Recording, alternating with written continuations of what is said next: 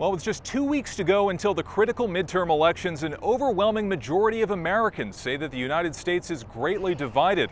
That's according to a new Associated Press-NORC poll.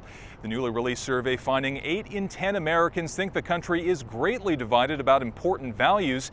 77% say they're dissatisfied with the state of politics in the country.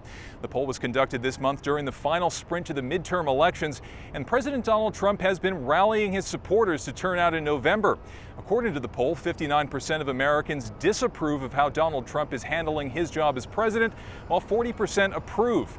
Now, unsurprisingly, these numbers break down along party lines, with 92% of Democrats disapproving and 83% of Republicans approving of Donald Trump's job performance.